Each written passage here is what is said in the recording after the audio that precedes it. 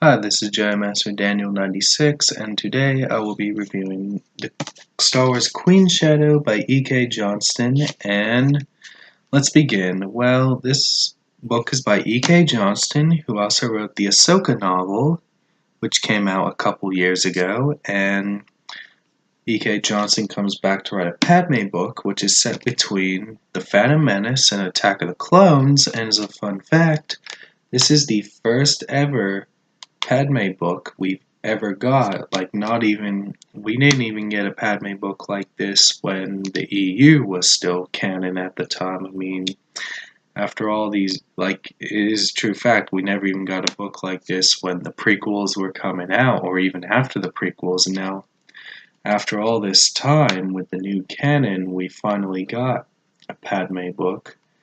And I would say this book does a pretty good job at you do learn a lot of the politics of the prequels, which I know is kind of a big, criticism of the prequels, where people like to say that the politics is one of the flaws of the prequels, which I would say to those people, I would say maybe this will be a book for you, maybe to appreciate that will make you appreciate the prequels even more. Maybe it will give you more appreciation to the prequels, but I know there's that fine line that I feel like the movies should stand on their own and the books and comics and all that should stand on their own, but I mean they can, still exist in the same universe kind of thing, but I would say this definitely maybe will give you that more insight on it more, which I know, the EU/Legends book, Darth Plagueis is another example that helps the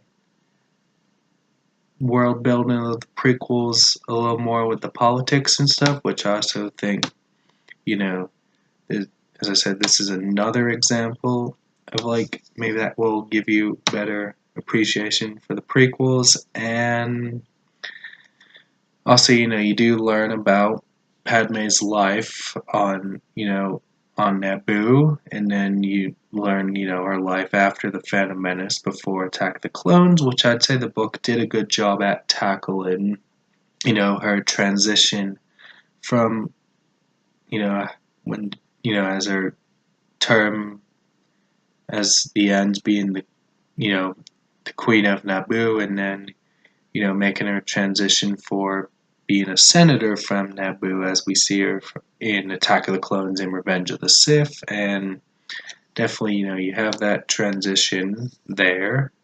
And then the life she goes through as the queen to make her transition to senator, and, just like how we make our transition in our everyday lives to our adulthood and stuff, and then maybe that book kind of relates to that kind of thing. And you have Padme's obviously our main character because that's the big focus of the book, and then we have characters like Dorme Corday, who's the character who's killed in the beginning of Attack the Clones, and then we have Sabe.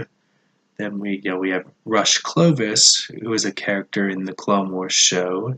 And we have another Clone Wars character, Mina Bonteri, who's related with Lux Bonteri from the Clone Wars, but Lux isn't in the book, just Mina Bonteri. And we also have Bail Organa and Mon Mothma, which who I would say are the more key factors in the book, who are the key characters in the book and all that. I would say, as I said, the book does a good job at with the political aspect of things, and the Padme's transition from Queen to Senator, and getting more in Padme's head and stuff, and then learning her life and stuff, which I would say is the plus side of the book. the minus side, like the downside, I would say, like the low, is I would say it was a little slow, but that's just a minor thing. I would just say that maybe the pacing was a little slow for me, but I'd say it picks up the pace as well. Like maybe we'll have that slow bit and then pick up the pace, which it's not like this book isn't really your action-packed kind of Star Wars book. Like it's not like, you don't deal with a lot of action and stuff like you would see in the movies and all that stuff. It's just more of your just like a more like this is more like a non-action kind of Star Wars book, more on the political side of things, like in all that kind of stuff. And definitely, if you're a Padme fan, I highly recommend checking out this book. And definitely, if you're a fan of the prequels, I highly recommend checking it out. And maybe for those people, as I said earlier in the video, like if you had your issues with the prequels, I'd say maybe this is a good book for maybe if you're looking for maybe a better appreciation of the prequels. And I would say it's a good read. Like I would say it's definitely worth your time, and definitely, as I would say to anyone, I'd recommend picking up a copy. And that's all I gotta say. Don't forget to like this video and subscribe to the channel. Comment what you think of this book down below, and all the info to my social media that you can check me out on will also be down in the description. And I'll catch you next time with another video. Bye.